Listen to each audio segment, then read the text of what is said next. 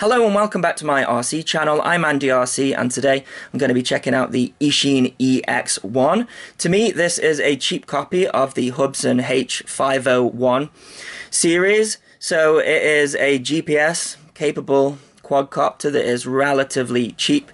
It has brushless motors and it also records from this removable camera here in 1080p, at the same time transmitting the Fpv footage digitally on the 5.8 GHz band.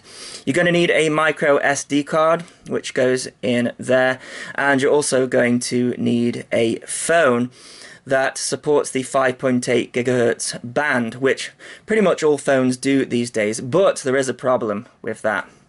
So, some time ago I was reviewing a copter and I mentioned that my mobile wasn't picking up the 5.8 GHz hotspot that these cameras produce, and Quadcopter 101 came on in the comments and said you need to have a device that supports the ATO 2.11 AC Wi-Fi, and that is true, yes, but the thing is, devices have been supporting that now all the way back to probably earlier than 2012. That's not the problem. The majority of devices do support 5.8 GHz. However, in certain countries, there are restricted channels. So, what started to happen with new devices is that they would not allow the devices to pick up the hotspots on those restricted channels. And sadly, it seems like in China, these channels aren't restricted and they are setting the 5.8 GHz channel to one of those that the majority of us can't access. Certainly in Europe anyway, it might be different for America, but my brand new Google Pixel XL2 will not pick this up. In fact, my Pixel XL from last year will not pick it up, and the only devices that do pick it up are my old ones, such as my Nexus 5, which probably didn't have any restrictions on it. So, in order to review this, I'm going to use my iPhone 6 because it seems like iPhone, funnily enough, have not restricted the channels, which is unusual because I don't use iPhones generally because I find them too restricting in general, but there you go. Yeah, so you're going to need to download an app called Eachine Fly, and pretty much all the app does is show you the FPV feed, and you can start and stop the recording from there. But yeah, there's not a lot going on the app. I don't think it shows anything like distance or anything like that. That's all done on the transmitter. But yeah, I think that's a downside, and it might be the case that in China, you know, the bands that we can use are restricted in China. I don't know the specifics, but I would say to any company that is thinking of using this system, because it's a good system, you know, you're going to get better range on it, but the majority of people aren't going to be able to access the Wi-Fi hotspot. So, you know, I think hopefully there's a channel out there that is not restricted anywhere, and surely they should just use that, but what do I know? You know, I'm not a designer, but yes, anyways, this just clips back in here like this, I think. So, they say it's got a 15-minute flight time.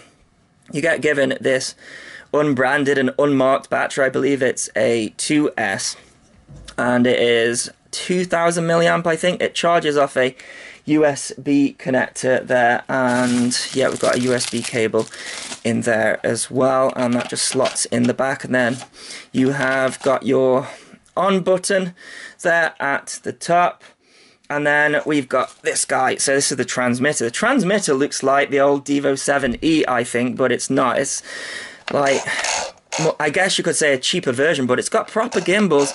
So both of these are spring-loaded, of course, because this has got GPS and altitude hold, and it's got a blimmin' damn screw in the back. It takes 4 AA batteries in there, and yeah, you have to screw this in. That's why you've got a screwdriver here. So it clips over the top of the antenna, which probably doesn't have an antenna in it, and then yeah, it just screws. You got a little washer and you have to screw that on there, and then this is where your devices are going to go in.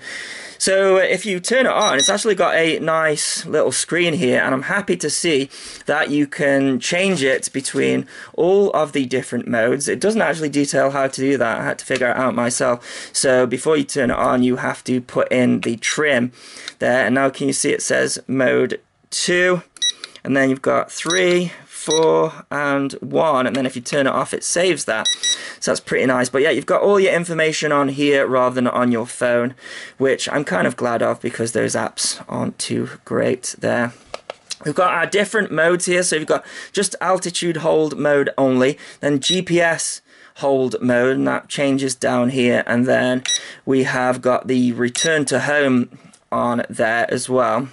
Now, when you boot it up for the first time, it's going to not fly because you have to calibrate the compass. And the way that you do that in mode 2 is it's both sticks out to the side like that. But when you change it to mode 1, you have to do it differently, so it's both sticks out like that, I think. And then you get like a blue flashing light.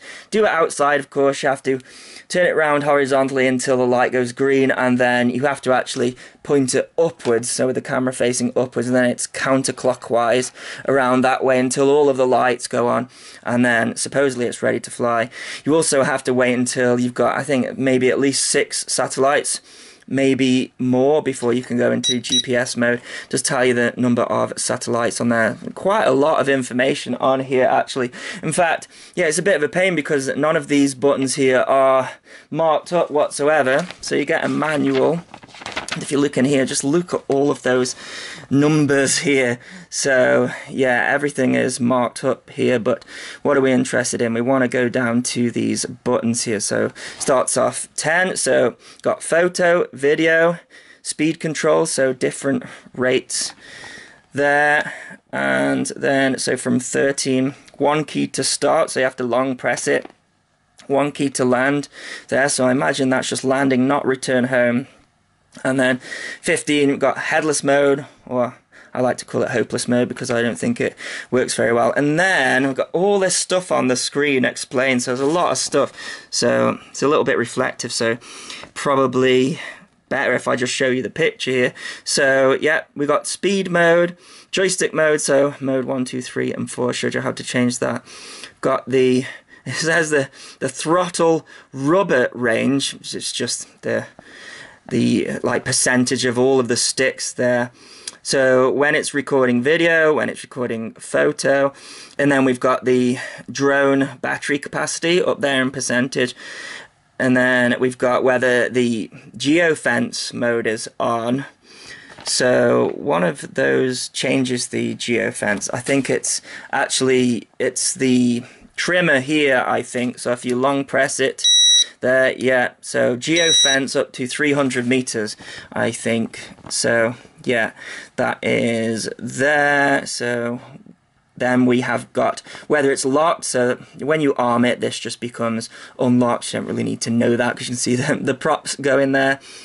And it says indoor altitude mode, so they're saying that just use the altitude mode indoors. Obviously that's not the case, you don't always need GPS mode, but it's got a little icon for it there, and then 10, so there's an icon for everything. So headless mode, number of GPS satellites, and then you've got the remote controller sort of, you know, the signal strength, and then the battery capacity of the controller. Man, there's just so much, isn't there? Then we've got the flying height, and then when 1 key to start has been pressed, when 1 key landing has been pressed, and then got the flying distance there, and it says outdoor GPS mode, so it's just, you know, what was that, 17 there, another icon for when GPS is on. Man, there's too many icons, I think, actually, but you know, you've got everything there that you need, really. And then it just shows you the charging, etc., and you know, how to calibrate the compass. We've already gone through that. There are loads of different light indicators that, oh man, it's going to take me forever to go through. So there's a little chart there telling you, man, it's really difficult to remember all this when you're flying, I find. And then yes, to arm it, both sticks in there. And yeah, that's pretty much it. I'm not going to go through the app because it's literally just one button to start the recording there. You're going to want to do everything else on the transmitter, but for the price so far it looks pretty nice. So you're only given 2 spare propellers, one clockwise and one counterclockwise. I don't know why that is, been nice to have more of those. So the propellers are actually directional, so you have to just tighten them on, and they sort of tighten themselves up as they are spinning, and you can see they're just the usual props in rather than the props out that the Hubsons have. And they're giving you this little tool here as well to make sure that they're properly tight, which is quite nice as well. So yeah, it seems okay on paper. And I know there are a few different brands out there, so this is like a rebrand. I think JJ Pro had exactly the same model pretty much, so it's just been rebranded Eachine. So yeah, that's about everything. Let's go and take it for a fly and see how it performs. Okay, well, I have calibrated everything. The video is recording. It says that I've got 11 GPS satellites. It has been sat on the ground for about 10 minutes to get the GPS satellites the first time, and then it seems to save them. Let's go into GPS mode. You can barely see the LEDs in the daylight. Let's see here, I'm on mode 1. I've already calibrated the compass. I've done that off camera because the camera can sometimes interfere with it if it gives off a lot of noise. So I've got it armed. Let's go for a takeoff. Now that seems to be drifting quite a bit.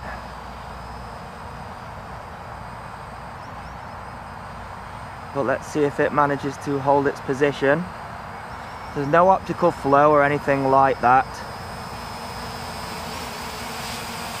So its position hold probably going to be fairly loose. Is that even in position hold? It's just flying away to me, that is. What the satellites say, 11 satellites. There we go. Sort of settled out now, but that's more of a loiter, isn't it? It's hard to tell. There's not much wind here today, there's a little bit.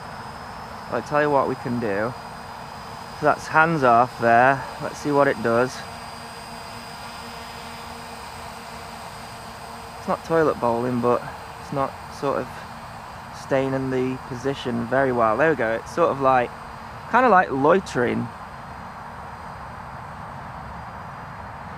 Is there any difference to it when I turn off GPS? So let's turn off GPS. That's doing the same thing, isn't it? I think.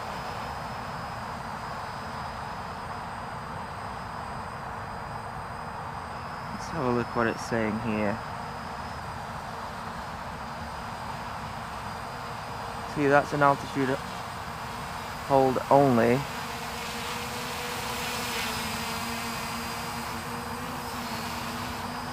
It's a big flock of birds up there in an amazing formation. That's probably not going to come out on the camera though. Then go into GPS hold. It's not really doing anything, is it? Let's see what happens. Let's leave it for a little while. Yeah, that looks like it's drifting to me. Let's see what happens if I select return home.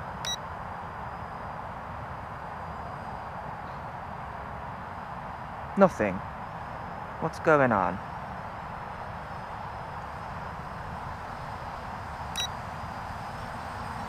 The lights are supposed to flash differently when it's in GPS mode. There's nothing's happening. Okay. Let's land it.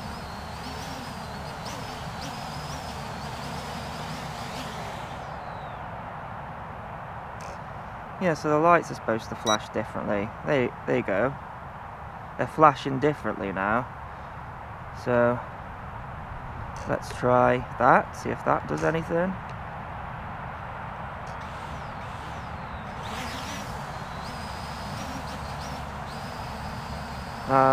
That definitely seems to be holding its position. That's weird.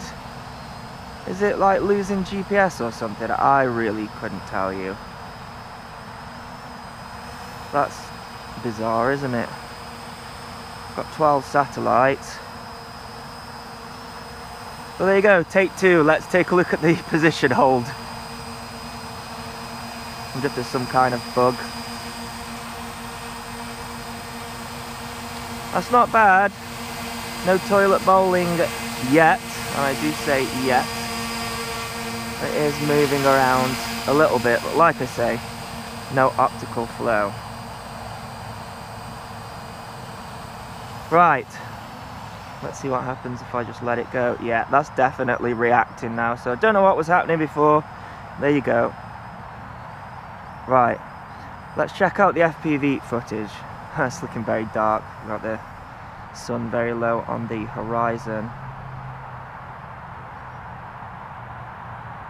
Now, my screen is stuttering there, and I think that's probably because I'm trying to screen record at the same time. Don't know whether it'll work. It's the new iOS screen recorder. Yes, well done, Apple. Stepping into 2012 there. But it was alright on the way back. You see, the advantage of having the video on 5.8 and the control on 2.4 is that you should get better range because they're not conflicting with each other. And yeah, there's going to be latency with digital FPV, but because we've got the GPS there, shouldn't matter. But I'm just going out there now, and it's definitely breaking up at around, I don't know, say under 100 meters, but then coming back it's fine. Could be the screen record of that, but 100 meters is all I want to really go with it anyways. Looks like the dynamic range on the camera isn't too hot, but the sun is really low on the horizon here. Let's try getting a little bit of height, but I'm gonna sort of keep it in line of sight because I'm not too sure about that position hold. Oh, that camera looks dark. I wonder if I can twist it around. There we go. I shot some trees there. Just having a look at its position hold. But yeah, it's getting blown around a little bit, but it seems to be keeping its position. I'm just a bit worried if it cuts out, you know, what was all that about on the first takeoff. So that's 40 meters, that is. It does tell me on the transmitter. So it says 4 meters away from myself, probably a bit more than that, 41 meters in height, and video's looking okay, apart from it going very dark, and it's a little bit wobbly, but you know, you're going to get that. Look at the angle on there as the GPS compensates. It's definitely working. But yeah, the wind's gotten up for sure. Does seem to be keeping its position, which is good. Yeah, struggling with the dynamic range, and then just into the sun, it's a complete washout there. Can't see anything there on the feed, but you know, it's doing its job. It is doing its job.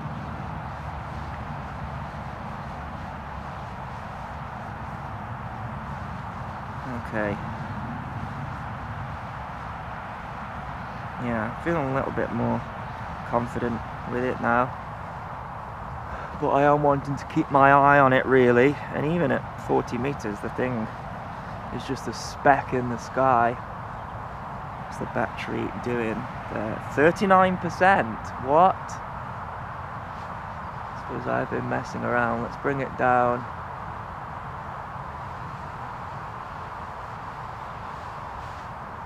It seems like the descent is limited, which is fine.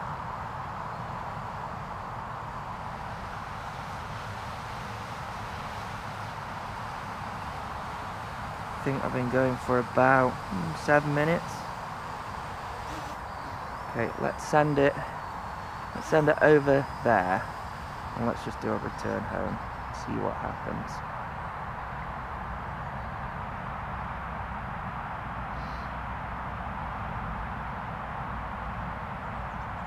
Video's starting to break up there. Completely broke it up. There we go, it's come back. Okay, a little bit scared about this, but let's go for it. Return home.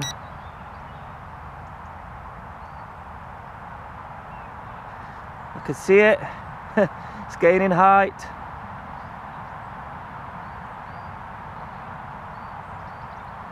What's it say there? Yeah, 29 meters, that's accurate. It sort of corrected itself there because it was going off in a direction. Can I still control it? I can still control it, that's good. It's just sort of hovering on the spot. Oh, let's see if we can turn the camera around so we can actually see something. It's completely dark. Yeah, dynamic range not too hot. It never usually is. Let's see where it comes down and see if I can stop it.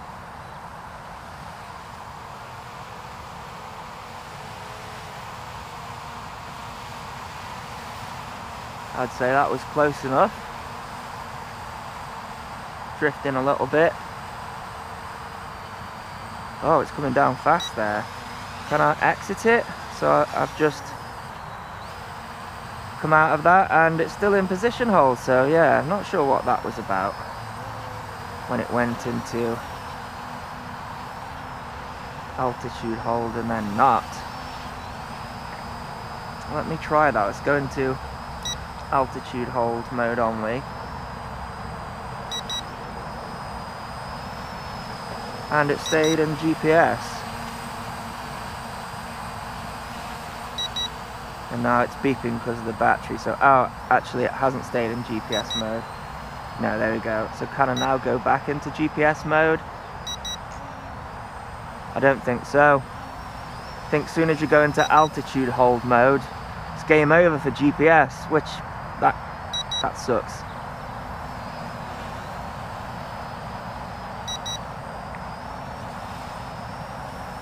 So what percentage are we at? 15%.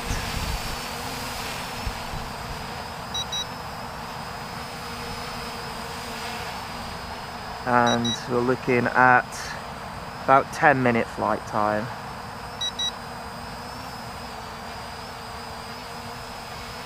Okay. So yeah, I wish it'd go back into GPS mode after that. Where's the one key for landing? Number 14. I think to look at the manual. Just fly it on the one hand though, even without GPS in mode 1, because we've got the yaw and the pitch on the same stick. Let's try the one key landing. It's that one, isn't it? Is it going to let me control it? Because I want it to land on the mat though. I don't think it works because of the battery. Do you have to hold it? I'm holding it. Nothing's happening. It looks like it disables that when the battery's low, which is weird because you'd want one key to land. One key landing, long press 14. I'm long pressing it, mate. Long press.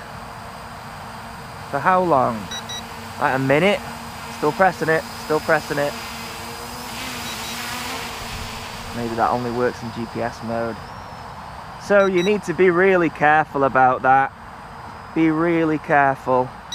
What we're down to here? 1%. 0.1%.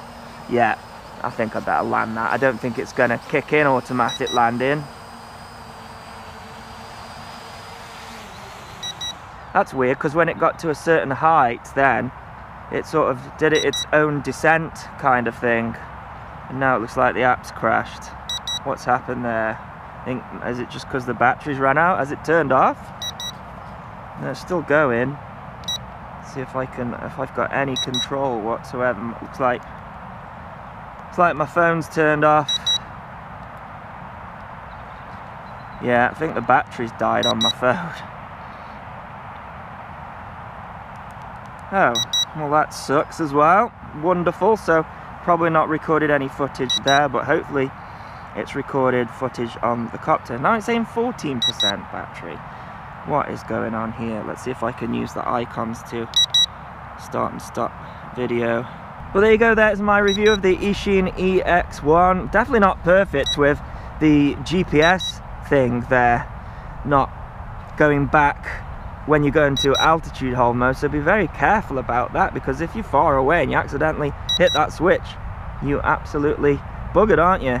But anyway, I'll put a link in the description if you wish to get one, and as always, thanks so much for watching. Please continue to subscribe. Cheers.